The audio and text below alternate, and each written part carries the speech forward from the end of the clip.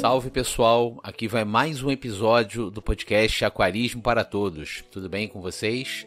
Então aqui mais uma vez Eduardo Starling. Espero que vocês tenham gostado do episódio passado. É o que eu falei, né? A entrevista para mim é sempre complicado, mas o Felipe foi super parceiro. A gente conseguiu achar uma janela aqui e conseguimos marcar a conversa. A conversa foi ótima. Alguns de vocês já sabem, né? Eu gosto de fazer pauta, tudo bonitinho, estruturadinho, para poder me seguir, né? No final das contas, cara, foi uma pauta assim, flexível, né? Eu só tinha alguns grandes pontos, pelo que eu tinha visto do site dele, na verdade do Instagram dele. E o papo fluiu super bem, perguntei coisas que eu nem imaginava que eu ia perguntar dentro das respostas dele. Foi bem bacana, gostei bastante e assim, aprendi algumas coisas também, né? E até... espero que vocês tenham lido na newsletter que eu dei uma reforçada semana passada naquele ponto lá de cuidado com o que você vê online, né? Porque é aquilo, aí uma reflexão rápida aqui.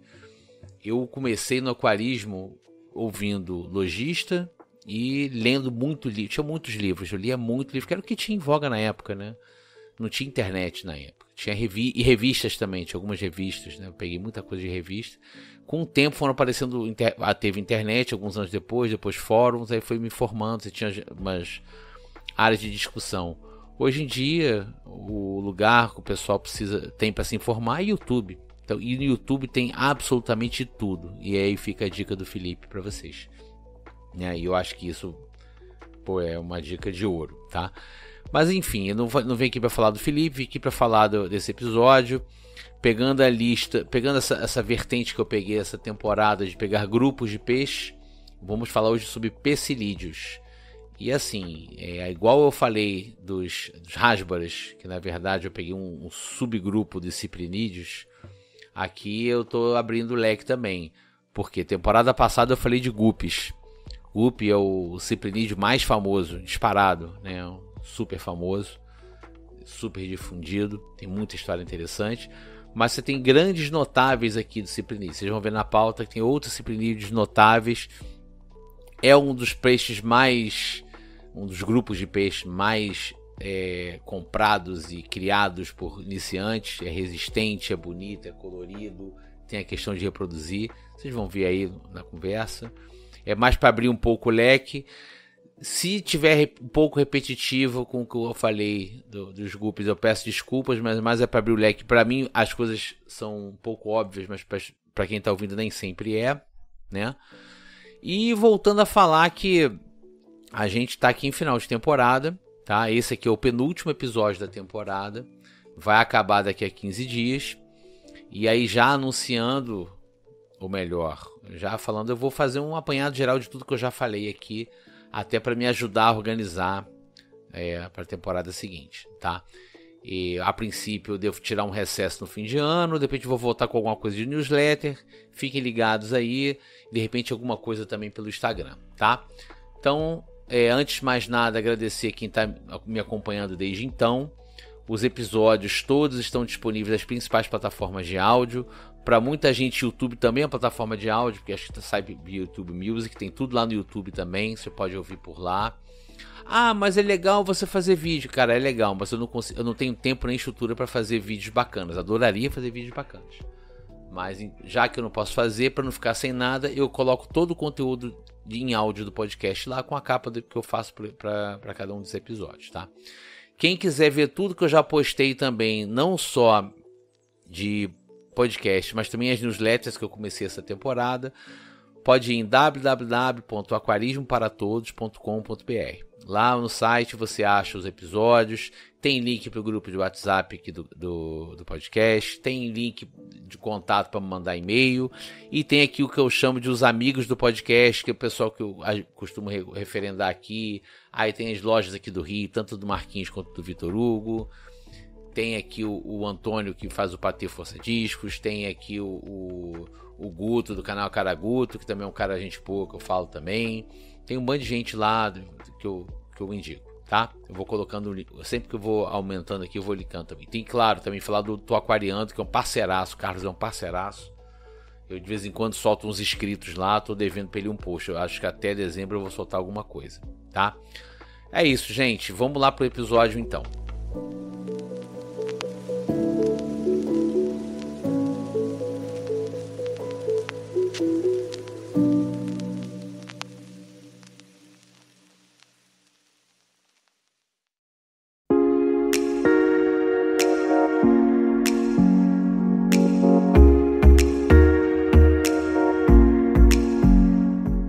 Vamos então falar sobre os pecilídeos, né? Como eu falei no episódio sobre guppies, são peixes muito populares que têm, assim, como principal característica o fato de serem peixes ovovivíparos, onde as fêmeas não desovam, não colocam o ovo para fora para ser fecundado. O macho arranja uma forma de colocar o esperma dentro da barriga, onde fica o ovário das fêmeas. Ele é fecundado dentro da fêmea, mas não tem placenta igual o mamífero, essas coisas assim. Ele é fecundado lá dentro. Os filhotes lá, os ovos eclodem. Eles consomem o saco vitelino quando estão prontos para nadar, é que eles saem, tá? Aí, é óbvio, isso aqui eu sou um robista falando. Então, a galera que é biólogo, pesquisador, quiser acrescentar, corrigir ou acrescentar aí, fica à vontade, tá? Mas basicamente é isso daí, tá? E aí, falando um pouco, eu falei muito de guppy, né? Eu vou falar um pouco, agora quando estou falando da família como um todo, algumas curiosidades interessantes. Uma é que, por que o nome vem de poecilídeos, né? Escreve poecilídeos, né? Porque vem do latim, mas fala pecilídeos. Pecilia, do latim, pelo que eu li aqui, num site, no Mollyfish Species Profile, que é um site americano, no caso falando de Molinésia especificamente, significa muitas cores. E realmente os pecilídeos de modo geral são bastante coloridos, tá? Você tem, e aí o guppy mesmo tá aí para provar, mas você tem molinésias, platis, espadas de diversas cores também, tá? E aí é interessante você fazer esse pequeno recorte, né? Os espadas e os platis são peixes mais de característica tropical. Eles são encontrados basicamente México, América Central e um pouco Colômbia e Venezuela. Obviamente aqui tem, mas é tudo introduzido, tá? Originalmente eles são dessa região.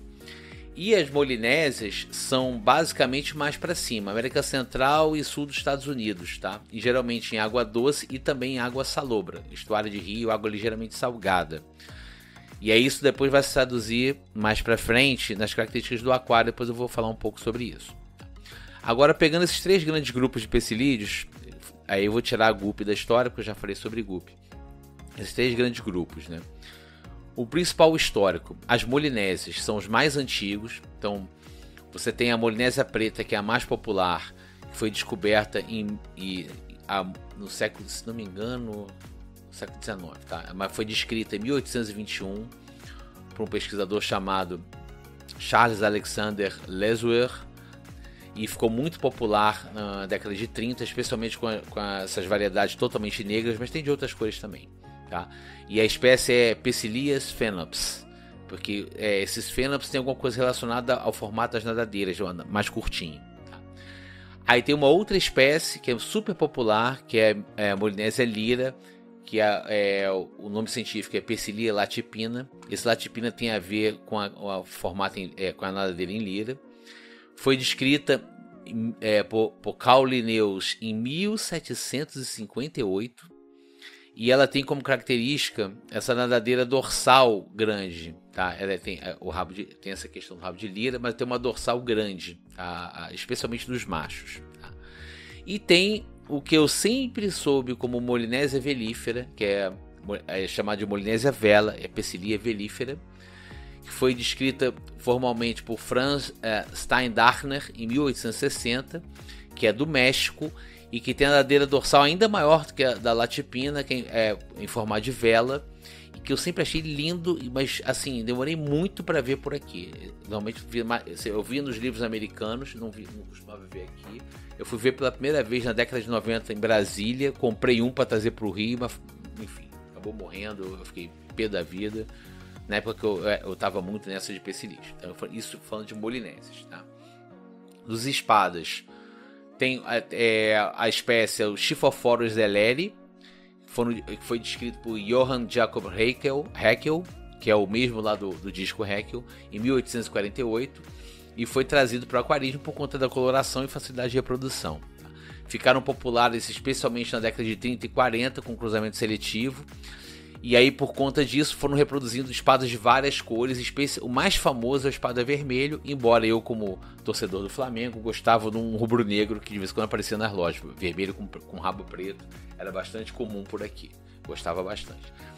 E uma outra espécie super famosa são os platis, tem duas espécies, tem os Stiphophorus maculatus e Stiphophorus variatus, também descrito pelo Haeckel em meados do século XIX, introduzidos ali na década de 20, década de 30 do século XX. Tá? Eu li antigamente que o variatus era uma cruza do maculatus com Ellery, ou seja, seria um híbrido espada com plati. Não tenho certeza, tá? Como eu já falei algumas vezes, tem muita coisa que eu aprendi dos anos 80 e 90 que caíram por terra, a começar por espécies. Tá? Aqui cabe uma curiosidade. Eu estava falando das molinésias, que o gênero é Pecilia, né? Antes o gênero é Molienisia, uma coisa assim, tá?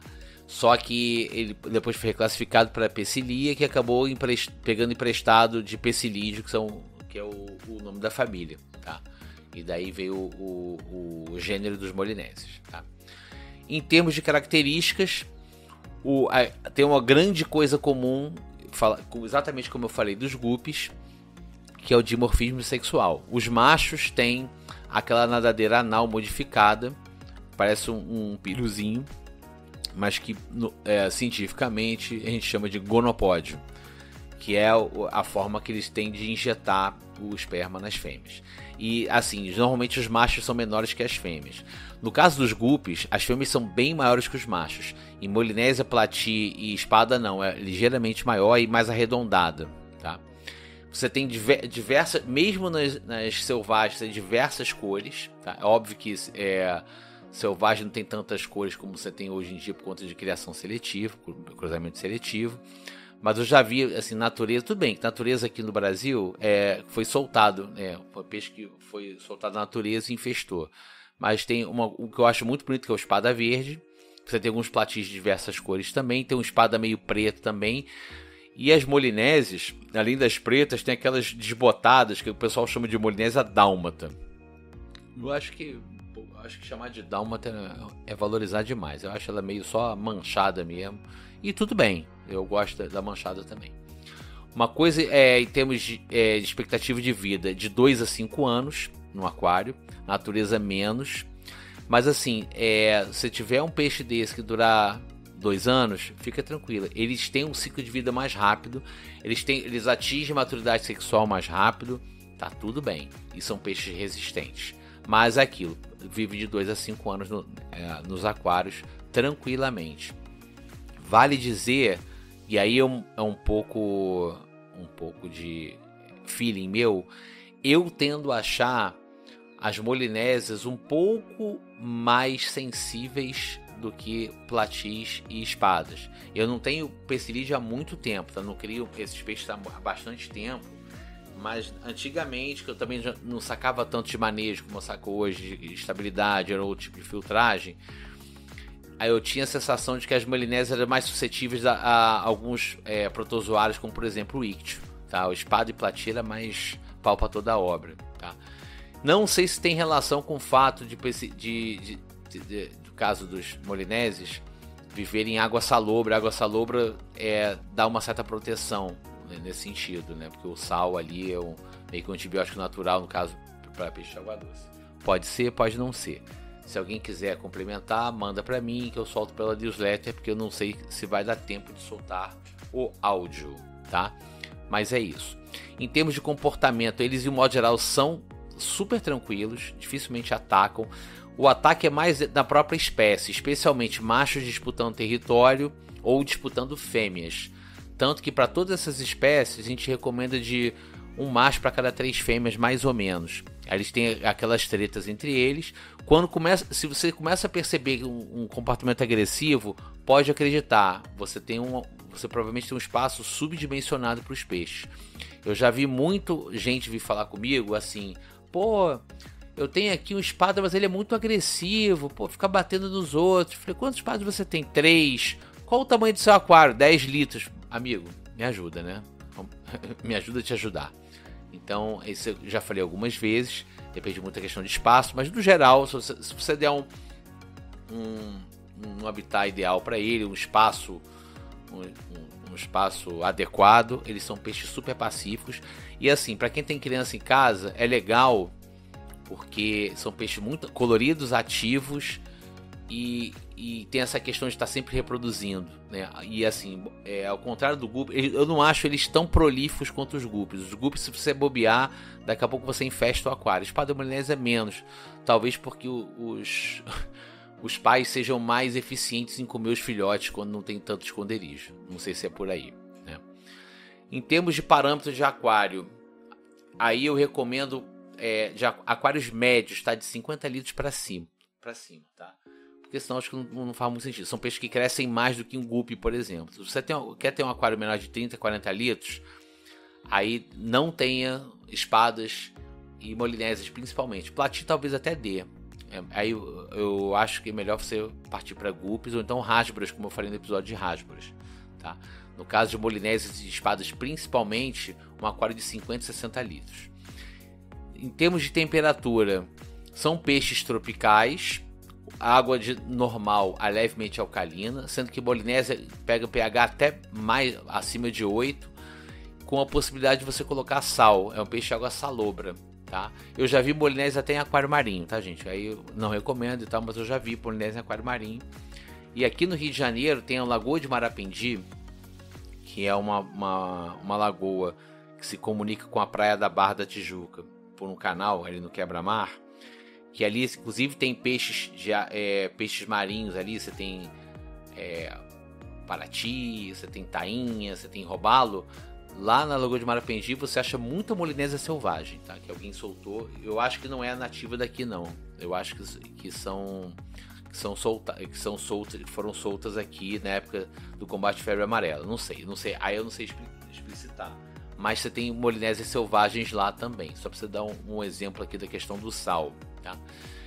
Eles, de modo geral, são pau para toda a obra, mas na minha experiência, as molinésias toleram melhor temperatura fria do que espada e plati, tá? A fonte que eu pesquisei fala de temperatura a partir de 22 graus para espadas e platis e a partir de 24 graus para molinésias. Mas assim, eu aqui com aquário de água mais fria, molinésia costuma viver um pouquinho melhor, tá? Decoração qualquer uma, plantas qualquer uma. Recomendo plantas, especialmente para apartar brigas, no caso se tiver pouco espaço, ou o caso de macho assediando fêmea, que acontece bastante, e principalmente para esconder filhotinhos. Se você quiser ter um aquário comunitário aí para seus filhos olharem, que legal, deu filhotinho. É bom ter bastante planta para os filhotinhos se esconderem e dar tempo de eles crescerem o suficiente de não serem comidos pelos pais, tá? Alimentação, absolutamente tudo. Qualquer coisa que vocês derem para eles. Qualquer ração de flocos e tudo. Só que com uma leve tendência a vegetais. Eles são onívoros, mas gostam muito de matéria vegetal. Você vai ver, agora que tem alga, eles estão ali mordiscando planta, mordiscando água, comendo alga ali e biofilme que tem em cima da decoração e das plantas. Mas em termos de ração, é bom você ter uma ração que tem espirulina, alguma coisa de fonte vegetal que esses peixes apreciam e é melhor para a saúde deles. O regime de troca parcial, igual o que eu costumo falar para qualquer aquário, você trocar em torno de 20% por semana, mas ele não é tão exigente quanto, por exemplo, um acaradisco, um outro peixe assim, um ramirez, tá? Mas é aquilo, por conta de ser mais resistente, são os peixes que mais sofrem com iniciante e que mais sofrem com a galera do aquário autociclante, a galera do método Alstad, esse tipo de coisa. O pessoal que prega, para que TPA, meu sistema equilibrado, por conta da resistência, eles são os peixes que mais sofrem com isso. Eu não sou a favor, eu entendo que dá para manter com uma série de restrições, uma série de cuidados, mas vocês não vão me ver recomendando. Se quiser ter por sua conta e risco, pesquisem, vão atrás, eu não recomendo, especialmente porque eu acho que é um aquarismo muito mais complexo do que quem apregoa fala. Eu acho que é muito mais complicado você fazer um autociclante aí, o ecosystem, do que um aquário normal, com troca, com filtro, esse tipo de coisa. Tá? Em termos de doença, em caso de prevenção, além do manejo sanitário, para esse peixe especificamente, eu recomendo você colocar um pouco de sal na água, um pouco de sal grosso na água, ali na casa de 1 grama por litro. Tem gente que fala de 2 gramas por litro. E aí, se for colocar isso, cuidado se você for ter peixe de fundo, porque normalmente em aquários comunitários assim, o pessoal costuma botar cascudo e coridora, e aí é incompatível, porque os peixes em si são compatíveis, tá? Só que enquanto esses pecilídeos aqui vivem bem com água ligeiramente salgada, esse sal para peixe que a gente chama de couro, coridora e cascudo principalmente, ou um tipo de peixe de fundo, não é legal. Tem alguns que podem até morrer, então eu não recomendo, tá? Em termos de reprodução, segue o que eu falei no caso dos guppies. O macho ele copula a fêmea, né? Na verdade ele usa o gonopódio para fecundar a fêmea. E aí ela tem os ovos, tem uma bolsa de ovos na barriga ali. E esses ovos são fecundados e aí eles vão maturando dentro da barriga. E no período de 4 a 6 semanas, os filhotes saem da barriga da mãe. Tá? Então eles já saem já formados, bonitinho, legal. Tá? Com um certo desenvolvimento. Então assim, os alevinos sabem se defender se tiver esconderijo. Eles já sabem comendo, já sabem se alimentar tranquilamente, não precisa ter uma coisa especial. Vão pegar o restinho de ração que tiver, vão pegar biofilme que cresce na decoração, alga, esse tipo de coisa. E tem uma coisa interessante que eu não lembro se eu falei no caso dos guppies, tá? Isso é uma característica dos pecilídeos como um todo, tá?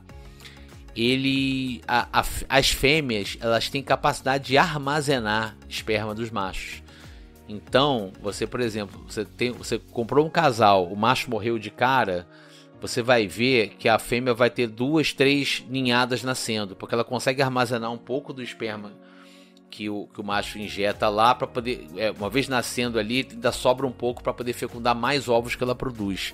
E aí você vê como é que esse peixe se multiplica, né? O bicho ele é muito adaptado para se espalhar, tá?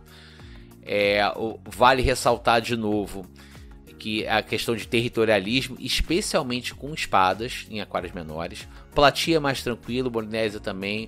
A Molinésia melífera não, ela é um pouco mais treteira ali, eu gosto de aprontar um pouco. Mas os machos de espada disputam muito território, disputam fêmea, e aí vale aquela questão de você ter um aquário maior, tá? Eu acho, em termos de dica, legal você ter um aquário bastante variado, em termos de cores, dá para ter as 3 espécies juntas. O guppy talvez sofra mais porque ele é menorzinho, tá? Mas eu acho que se você quiser ter um aquário de pecilídeos, eu já sugiro misturar Molinésia, espada e platia, que fica na boa, tá? Não recomendo botar coridora e cascudo por conta da questão do sal, porque eu acho melhor você ter os pecilídeos e partir para colocar um pouquinho de sal ali. E aí eu recomendo você de repente buscar um outro peixe fundo que seja tolerante ao sal. E aí vale de repente ver uma bótia. Eu acho que as bótias ficam tranquilas. As pessoas acham que bótia é peixe de couro, mas não. Bótia é ciprinídeo. Tá? Uma bótia, um lábio, um peixe desse, ou então uma cobrinha cule. Eu acho que vale ter com um pecilídeo também. Como é um peixe que circula o aquário inteiro, você não precisa se preocupar com que faixa de água que ele vai ocupar. Acho que só o fundo que não, né? Mas eu acho que meia água e superfície eles vão circular super bem, tá? É um peixe excelente para iniciante, mas óbvio, não dispensa cuidado de ciclagem, aquela coisa toda que eu sempre costumo falar nos programas, tá? E eu acho uma ótima opção para quem está começando, tá? Mas aí eu recomendo também pegar os outros programas que eu falo que está começando. Eu faço uma grande jornada na primeira temporada, desde a decisão de montar um aquário até você poder montar direitinho. Falo sobre algumas outras coisas na segunda. Mas aí, eu acho que para quem está acompanhando mais tempo, acho que vocês vão estar bem servidos tendo um aquário de pecilídeos aí, tá? Vamos agora então para as considerações finais.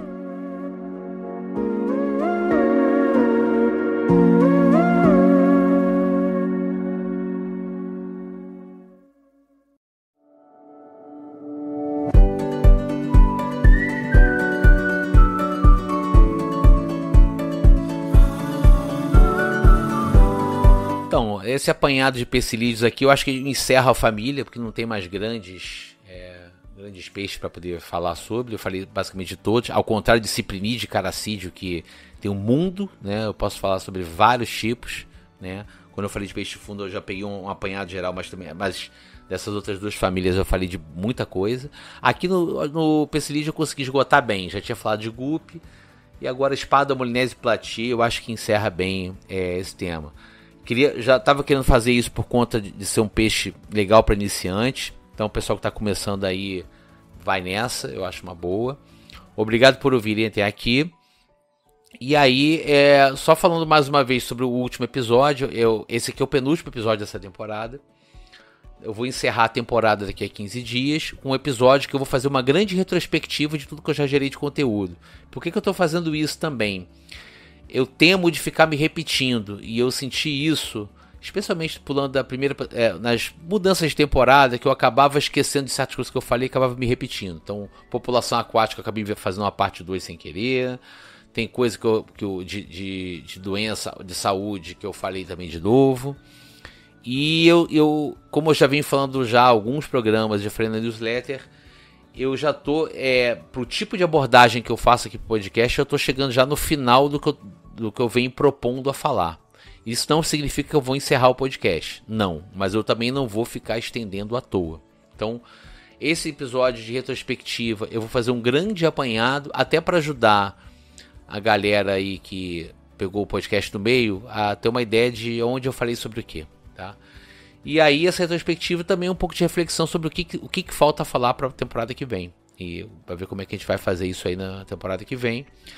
E aí eu tô pensando ainda em formatos, porque eu vou falar isso mais à frente, mas eu imagino que talvez eu tenha programas mais aprofundados em algumas questões e talvez não durem tanto tempo assim, não sei. É uma coisa que eu vou ter que pensar ainda. Eu vou fazer essa reflexão nesse episódio final aí que eu tô preparando aí pro final pra daqui a 15 dias, tá? Mais uma vez, obrigado a todo mundo que escutou até aqui. Quem tiver sugestão de pauta, manda para mim ou no grupo de WhatsApp, ou por e-mail, ou por direct no Instagram. Hoje mesmo no WhatsApp já me pediram, fizeram uma sugestão para falar sobre substrato. Eu vou coloquei na lista, vamos avaliar para a próxima temporada, tá? Mais uma vez, obrigado. Espero vocês aqui a 15 dias no podcast e semana que vem na newsletter. Grande abraço para todos.